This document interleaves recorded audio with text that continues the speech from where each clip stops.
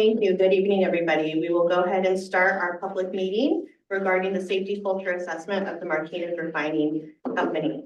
I'm going to turn it over to Supervisor Federal Glover for opening remarks. Welcome those of you in the audience and those on Zoom. I want to thank you for your patience throughout this process. Our goal has been to prevent incidents like this from happening again. The report that you will hear tonight examines the safety culture at the Martinez Refinery Company and to assure that the work environment will minimize any accidents from happening. The report also has recommendations to MRC to modify their practices and,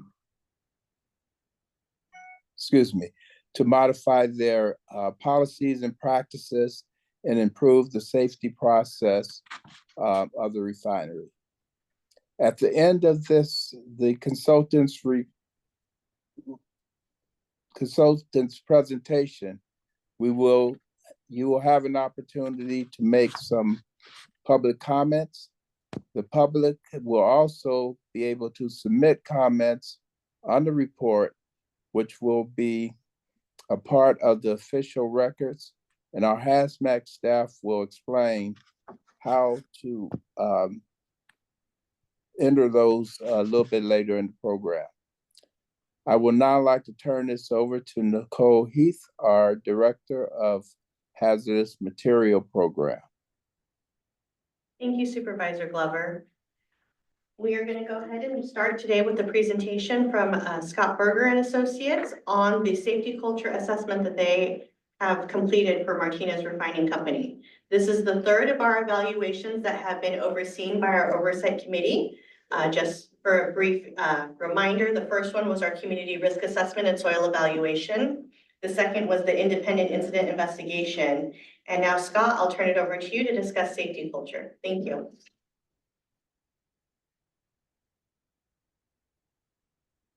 Scott, you're on mute right now, so we're not able to hear you if you're speaking. Okay, let me get this my presentation going. And hopefully you can see my slide now. Yes, we can. Excellent. Okay. Okay, so that's exactly what we're going to talk about tonight, the results from our independent safety culture assessment.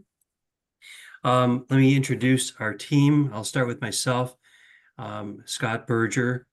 I'm a chemical engineer by training with 45 years of experience. Probably the heart of my career, if you will, was 14 years that I spent as executive director for the Center for Chemical Process Safety, or CCPS. And you'll hear us talk about CCPS a couple other times through this presentation. I retired back in 2015, and since then have been an independent consultant focusing on things like safety culture, leadership role in process safety, and other topics as well. Before that, I did work in industry, in the chemical industry, in the glass industry, in health, safety, and environment, in process safety, engineering, production, R&D, a lot of different roles and at a lot of different levels. Let me turn this over to Kenan Stevick to introduce himself. Good evening, everybody. My name is Kenan Stevick. I have about 43 years of experience in the chemical industry. I'm a chemical engineer by training also. 34 years of those years were working at Dow Chemical, where I worked in manufacturing, engineering, and process safety roles, including the last 7 years as the chief process safety engineer and the global director of process safety. And I retired about 8 years ago, like Scott, and have been doing a lot of the same things as Scott has been, working as a consultant, help people reduce incident rates and improve their management systems, improve their culture. Yeah, thank you, Kenan. And I think one of the key things that both of us accomplished in our retirement years is the publication of the book over on the left-hand side of the screen, Process Safety Leadership from the Boardroom to the Front Line, which is published before the Center for Chemical Process Safety, or CCPS. And this book really serves as kind of the guidepost for the work that we did. And we'll talk about how leadership and culture interact as we go through our presentation, but really they are very, very tightly linked. And I think you all know that back in November of 2022, there was a release of catalyst from the catalyst dust from the catalytic cracking unit at MRC, the PBF Martinez Refinery. There was white dust that was seen in terms of physical evidence that was observed all around the city of Martinez and to some degree in Benicia.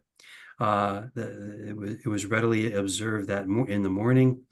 As part of the follow-up, of course, we were contracted to perform this independent safety culture assessment under the auspices of the MRC Oversight Committee.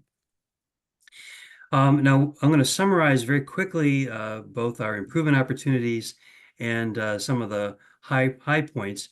I have to point out before I do this that anytime you assess culture, it's a snapshot in time. And so I would like the participants this evening to bear in mind that what we were observing was pretty much what existed in March or so, early March of this year. Since that time, MRC culture probably has changed, hopefully for the better. And before that, it was for the culture was affected by all the usual things that were affecting businesses in the past number of years. So we'll reflect on that as we go through. But there were four really key learnings that we picked out and recommendations for improvement. The first was to improve MRC's standing as a learning organization. We found that there were some shortcomings in the way that the MRC investigated past incidents so that they could learn and change their management systems and approaches for continuous improvement. And that probably will be the most effective of the recommendations that we make as part of our study. We also focused in on consistency and in particular in the way that procedures are followed or procedures to control deviations from those procedures. And in particular, we were concerned with the use of automatic controls or using manual controls rather when automatic controls were called for in procedures. But there were other things in procedures as well. In terms of reliability, we did see that there was some very good aspects of MRC's reliability program, and we'll talk about that on the next slide. And the other areas weren't up to that same standard, and certainly it's possible, and we recommend that MRC does bring those other parts of their reliability program up to that standard, the mechanical integrity and reliability program. And then we also noticed a potential problem with a sense of urgency in the sense of audit action items from process safety audits that probably deserved to be addressed much more quickly than the complete by dates that were given in the audit reports. And so I think they were meeting regulatory requirements, but by having these generous complete by dates, it didn't communicate the sense of urgency that we think some of these actions were warranted to have. Now, on the positive side, and we did see a number of positives, and I think these positives gives us confidence that MRC has the ability to implement the recommendations we were giving them, and because these will be good foundational principles that they can build on. And the first is MRC has a very strong focus on meeting risk criteria, and we'll talk about that more a little bit later. All of these we'll talk about a little bit more. They have a goal 0, which basically is seeking to drive the process safety incident rate 2.0. And I think that's one of those essential things that has to occur. That's already in place. It just needs to complete its work. The refinery leadership team has a good process for review and oversight of process safety. We felt that their documented management systems for pressure equipment and mechanical integrity and for interlocks integrity was best in class. Probably not no refinery that we know of that would be better. Their MRC was very well situated for emergency preparation and response. They had a very strong procedure format for their operating procedures. They were deviated from, but the procedure format was very, very good. And we also observed a very strong shift turnover process. And it probably bears mentioning that among the 90 or so refineries in the United States, the MRC has the lowest Tier 1 process safety incident rate. And Tier 1 would be the worst kinds of incidents that could occur in refineries, and theirs is the 4th lowest in the U.S. And I should point out also, just as a side comment, that the catalyst release certainly was something to be concerned about by the community, but it didn't qualify as a Tier 1 release. It was a lower tier of impact. So in any case, they're obviously not at 0, and that would be our hope. I think your hope too. And so we hope that the recommendations that we make in our report will help MRC get to that 0 incidents. But we're going to talk about the core principles of our study, our objectives and our approach. We'll discuss our review of the culture survey that MRC conducted as required by the local and state regulations. We'll discuss our assessment of MRC's process safety management system, and then close out with our recommendations. Okay, so one of the core principles that I want to highlight here is that our work, we were asked to focus on process safety. And so when you talk about safety culture, it's there's other kinds of safety as well. There's occupational safety, industrial hygiene, there's driving safety and construction safety and so forth. But what we were focusing on was process safety, specifically what companies do to prevent catastrophic release of flammable, explosive, and toxic materials.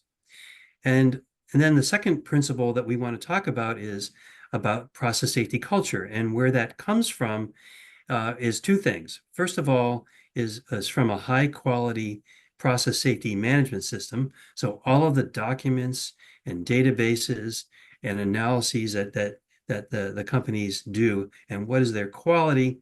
And then the second piece is the degree to which leadership drives the consistent and faithful execution of that management system. And those are the key principles that we highlight in our book. And I think this is illustrated in the chart on the right-hand side. But what we really are looking for are strong leadership and a strong management system. And if we can do that, the 2 of those together, we'll get a strong culture. Now, it's possible that there's really good management systems on paper, but the leadership doesn't drive them as well as they should.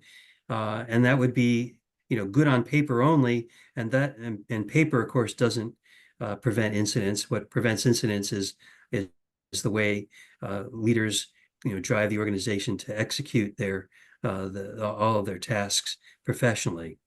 It's also possible to have really strong leadership, but no foundation to build on, to have a weak management system. And so you can, as I mentioned a little bit earlier, in general, MRC's management systems were on the strong side, and really most of our recommendations are focused on getting that leadership to drive over into the upper right-hand corner. So our objectives were to assess both the MRC's management system, both the content of them and the quality of the management system. We then looked at how the leadership of MRC ensures the reliable execution of these things. And we also took a look at the survey, the MRC's culture survey, and compared and contrasted where applicable.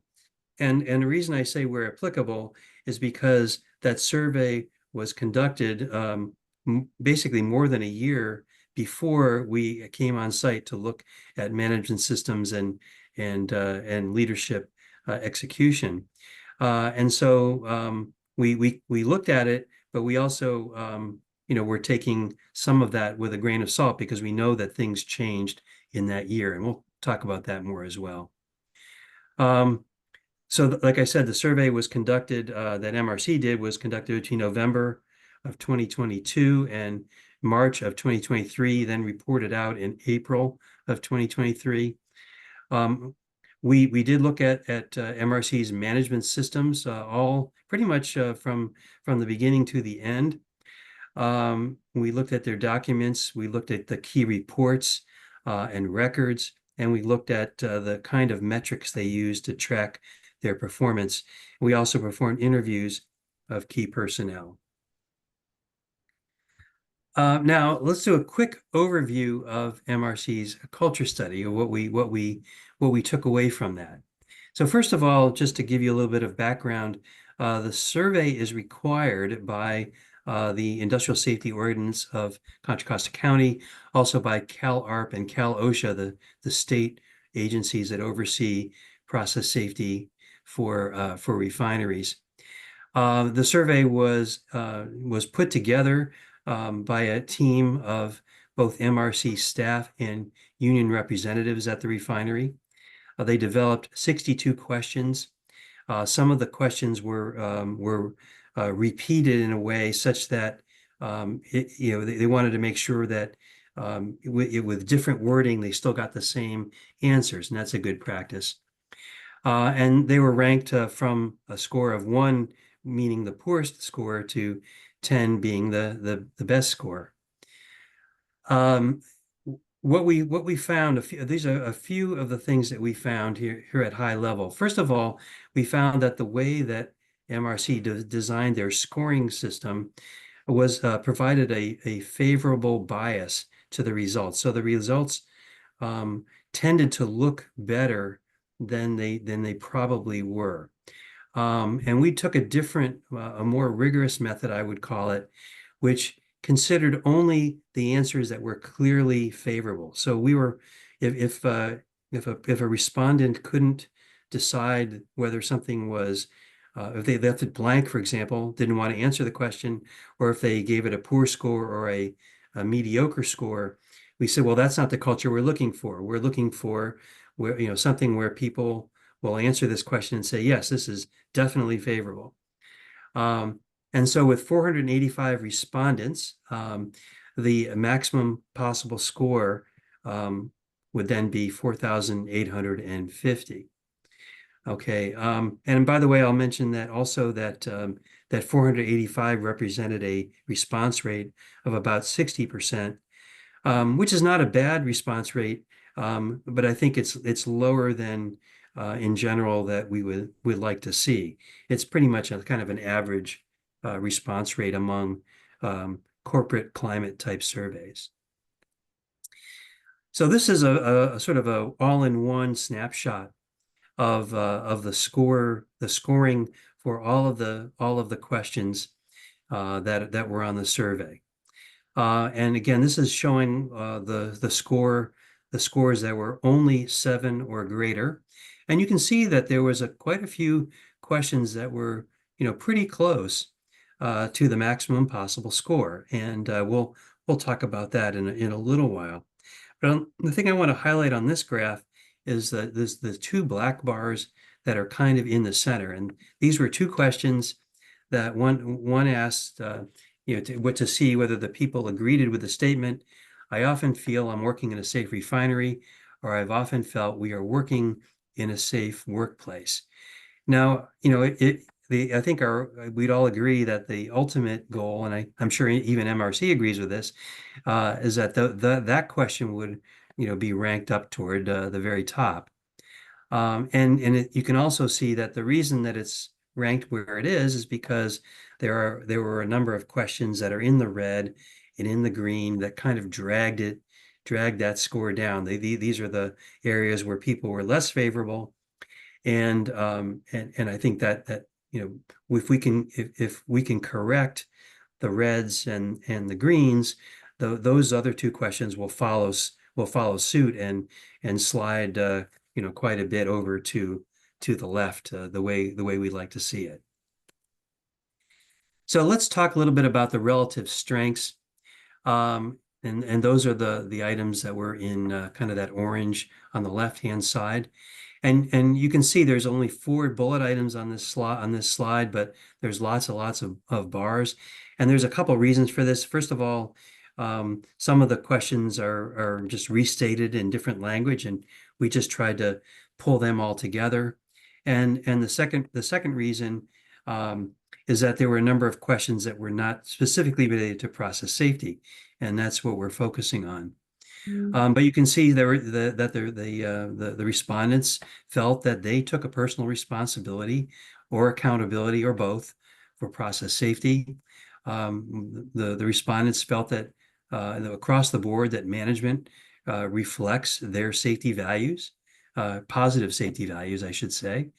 The respondents felt that the refinery was good at reporting to management the incidents and near misses that occurred, and that people were comfortable using stop work authority. And we'll talk about stop work authority a little bit later as well. But basically, the respondents said they were comfortable with the process of stop work authority. In terms of the highest leverage opportunities, those are the areas that are over on the right-hand side. And you can see they're quite a bit distinct from the others that are on this graph. Again, there's some questions were duplicated. Some questions were not related to process safety, and so were not summarized here. And then the third piece is that one of the things that we noticed pretty much right away when we got to the refinery and started talking to people was that there were situations that showed up on the survey that were almost certainly impacted by the different kind of distancing and those kind of restrictions that we had during the COVID era, and also the fact that the MRC refinery transferred in ownership from Shell to PBF right at the beginning of COVID, and so there wasn't a real smooth transition where management could get to know workers and so forth. But once those restrictions were lifted and people got more comfortable with having those interpersonal interactions, which we believe started to happen probably around the time the survey started, but really probably were not fully implemented until the spring after the survey was done.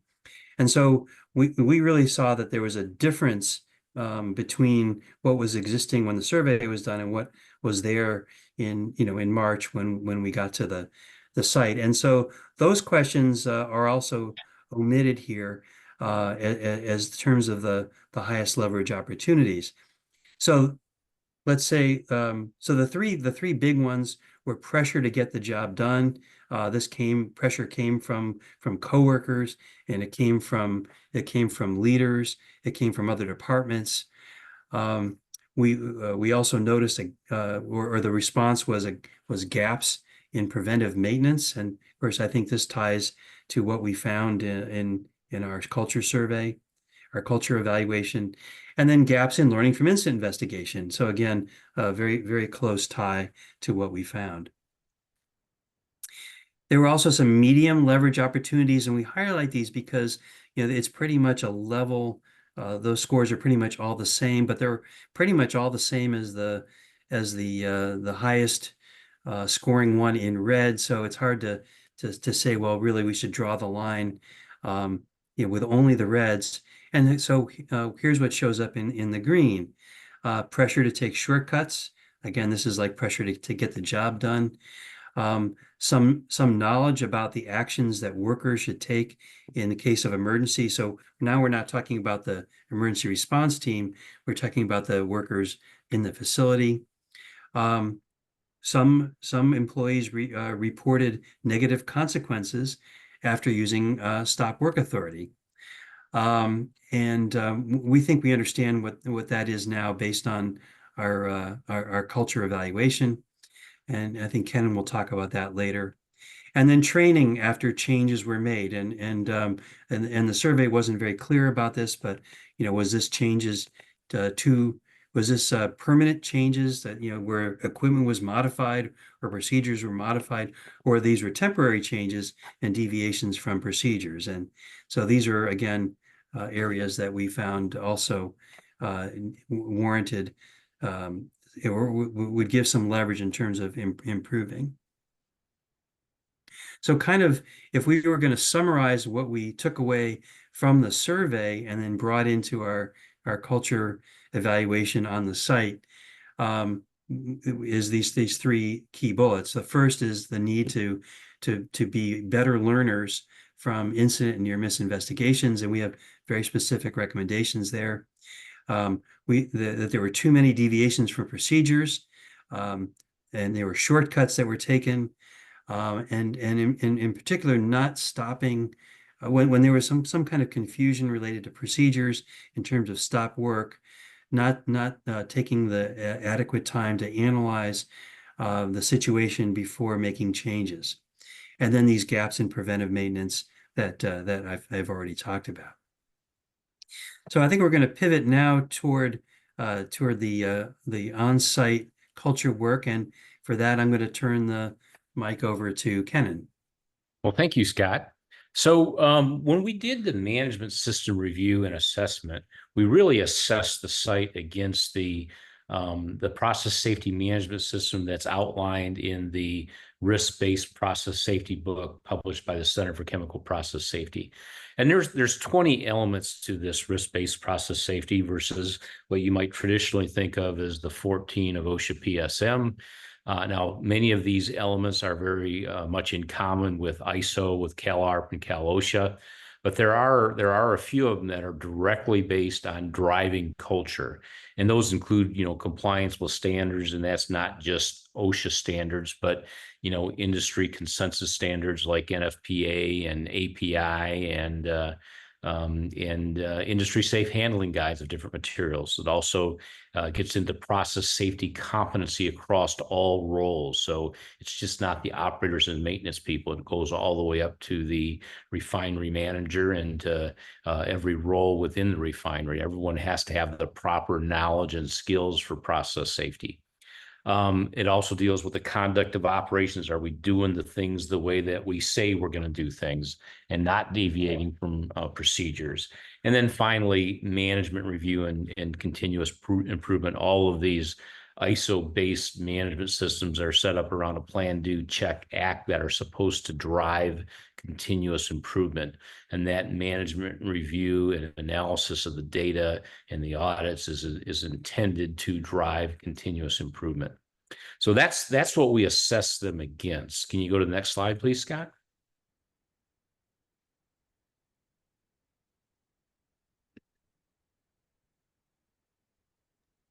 I'm trying. Just a moment. Okay. I don't know what's going on here. All right. Okay. It's stuck. Yeah. Yeah, try that. No. There. Oh, here we go. Okay, so as we assess the management system, Scott kind of gave you a little bit of a heads up of what we were going to talk about. But the first thing he talked about was, we weren't really a learning organization to the extent that we could be. And if you get very specific about it, is our current incident investigation process is not designed to prevent future incidents. And why do we say that? The process really isn't driving down to identifying management system failures. It's getting the immediate causes, but all of our protection layers, we can define immediate causes for their failure. All of those protection layers are part of a management system that is supposed to keep those protection layers fit for service. And so when a protection layer fails, we've got a management system failure. And when we do an investigation, we have to drive down and fix that management system failure. So the first sub bullet under their opportunity one was to upgrade the investigation process for incidents and near misses to ensure that our investigations go beyond human error and mechanical failure and direct causes and get to actual root causes, the management system failures, and that we fix those management system failures. Now, to do that, we're going to have to train everybody on that process and begin using it.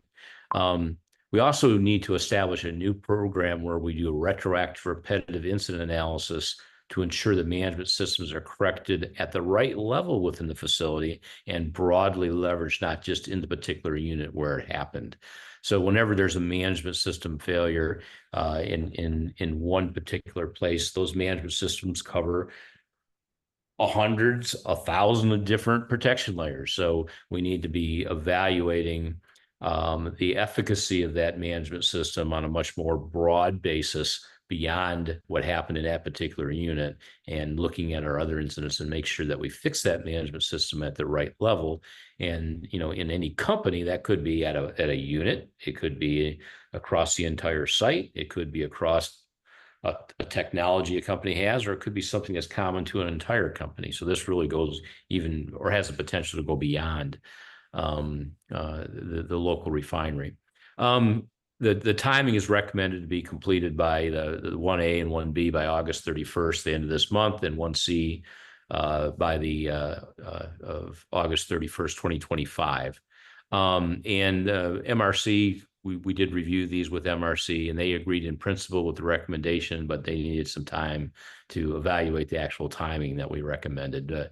We feel this is a very important point to learning and to quickly reduce incident rates, and that's why there's such aggressive timing on that. So next slide, please. Same problem, just a moment. Okay. And then I guess to repeat what Scott said earlier, certainly this finding of the management system was reflected in the cultural survey. You know, one way to look about a management system is the culture you want is defined in your management system. The culture you get depends on the quality of the management system and how faithfully and professionally we execute the management system. And so it was very interesting to see many of the same things come out of the surveys that we've seen when we actually dug into the actual records and interviewed people.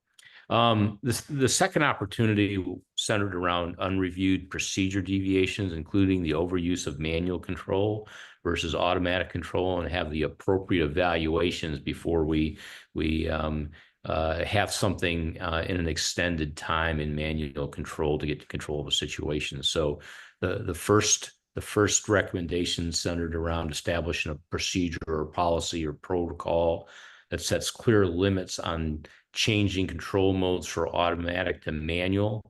And if you exceed those limits, establish some sort of professional review and approval. What's the risk? Should it be done? How are we going to monitor the process? What triggers will we use when we're monitoring the process to take action? And do we have a contingency plan in place? Now, we either do that or force it through a formal temporary or emergency management of change. And we've seen the same thing. They do have a procedure deviation process that's part of their management system. And there's a form that they use with approvals. But where appropriate, we need to upgrade that when for certain situations, when you look at possible impacts, what are the triggers for action? How are we going to monitor the process? And what actions would we take? And again, same type of thing with that protocol for procedure deviations, as we either follow some sort of formal deviation process where we're evaluating these things, or we force it through a management of change process that would do the same thing. And then the third part of that is to establish metrics and tracking systems around these deviations and review those particular situations in regular refinery leadership meetings when they're doing their process safety management reviews. Certainly, this is a very important one, and it's important to make sure that senior leadership understands how well that's happening and that we are that if we are going to deviate from procedures or from automatic control, we've done the proper evaluation, we're monitoring the process properly, and we're getting it back into the proper position as quickly as we can. And the time frame from that one was to complete it by the development of the process and roll it out by the end of this year. And the MRC agreed with that timing. Next slide, please. The third one centered around asset integrity. As Scott said, they have some best-in-class asset integrity process for pressure equipment mechanical integrity and interlock integrity. But there's other areas of the facility that could be brought up to the same level of professionalism that they're doing there, specifically on electrical equipment and rotating equipment. And certainly that's probably something that should have the same level of management reviews that the pressure equipment and interlock integrity programs get. And so part of that management system process is to make sure that the appropriate functional leaders are doing that same level of review and making sure that we're keeping that equipment in the proper condition that it needs to be in. And the timing recommendation again was by the end of this year, and they agreed with that. And certainly this was another area that was identified in the cultural survey, not this specific, but certainly overall that there were opportunities in this area. And the fourth one was centered around, there was audits, as Scott said, that there were timings for completion of procedures that met legal requirements, and some of those procedures really needed to be changed before the next use. In any professional process safety management system, if we find a problem with a procedure, whether it's an audit or a self-assessment, or when we're using it, we discover something's wrong, the expectation has to be to correct it before its next use, not according to some sort of regulatory timing or risk-based timing. The expectation is our procedures are always fit for purpose, and if there's a problem, we fix them. So the recommendations centered around updating their process for those types of issues, and then to resolve all open items that on procedures where there's material risks that need to be addressed. And the recommendation was to change their policy by July 31st, so the last month, and then resolve the open items by the end of this month. And they agreed with that timing. And the first one, or the last one, I'm sorry, was to conduct the next culture survey ahead of schedule before April 2028, and to confirm that the survey impacts attributed to the COVID era limitations have been resolved. And we want to include these items in the future in the cultural assessment, and to complete that in actually September 2025. And they agreed with doing that. So they do have an excellent foundation to build on. As Scott talked about, they focus on meeting risk criteria. They have a risk matrix that forces them to implement additional protection layers commensurate with the levels of hazards they have in their facilities that goes well beyond regulatory requirements. And they have a very good practice of when they do risk assessments of adding those protection layers or shoring up those protection layers that a team may have said needs to be worked on. They also have the proper focus on the elimination of process safety incidents. Certainly, we feel and we believe that can be done. Many companies and facilities do that on an ongoing basis, and their focus is very clear. And everybody in the facility we talked to clearly understood that was the focus, and we're trying to drive to that end. The refinery leadership team is driving and overseeing process safety. It is a regular part of their agenda. They have a regular cadence of reviews on all aspects of process safety. We just have some areas that need to be shored up and included in those reviews. As we talked about before, their management systems for pressure equipment, mechanical integrity, interlocks is best in class. In fact, this facility has contributed many things that have been put into API piping inspection code standards that the entire industry has learned from. They have a strong emergency preparation and response process and capability.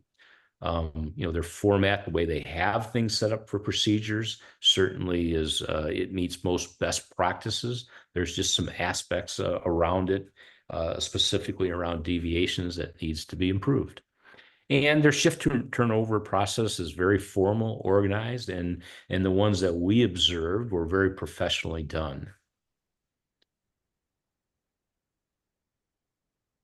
And so I think thank you, Kenan. And I think at this point, we turn the mic back to Nicole to talk about next steps. Thank you, Scott and Kenan. So yes, right now we are in the middle of our 45-day public comment period. This public comment period opened on August 2nd and will close on September 16th. So we will be receiving comments, via email or handwritten letter to our office. But also right now, we are going to open it up to members of the audience here in the room with us in Martinez and also on Zoom to have a 2-minute public comment period. So I'd like to begin with those members who are on Zoom first. So if you can go ahead and start raising your hand so I can get everyone their appropriate comment time.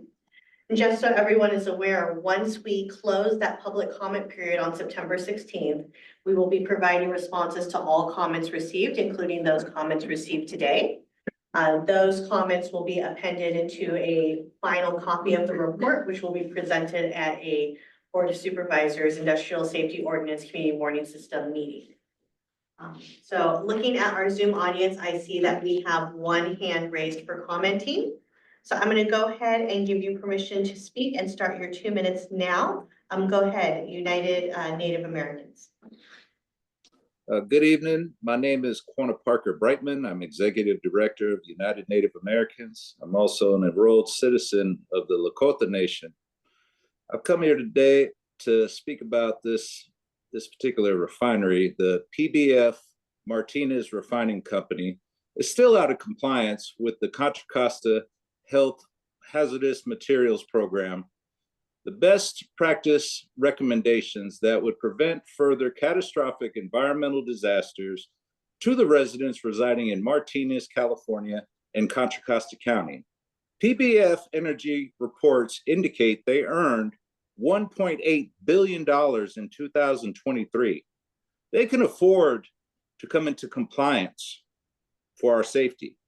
PBF Martinez has only 560 employees, yet this insidious refinery is putting the lives of 37,000 Martinez residents in danger.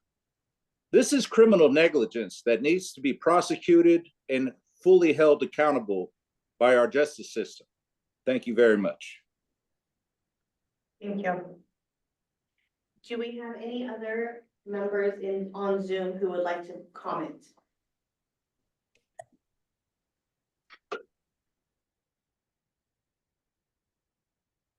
Okay, I'm not seeing any hands raised, so I'm going to go ahead and move now to our participants who are here in the room. Is there anyone who would like to comment?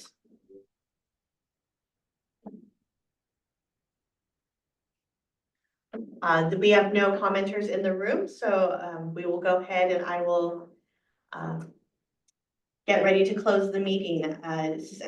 Supervisor Glover, do you have any closing comments you'd like to make?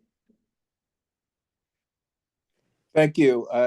Again, I want to thank the public for their patience as we've gone through this process, and I definitely want to thank those who have done the assessment and have come up with the findings that you have.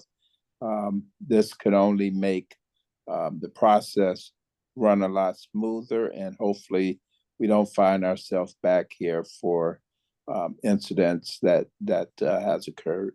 So thank you all. Nicole, you and Matt also for the great work. Very much, Supervisor Glover. I'm going to go ahead right now before everyone drops off Zoom and place in the chat where everyone can see The website where you can find more information related to all of the work that the Oversight Committee is doing, including overseeing this particular evaluation. Again, we are accepting comments until September 16th. And thank you everyone for your attendance tonight. Thank you. Thank you.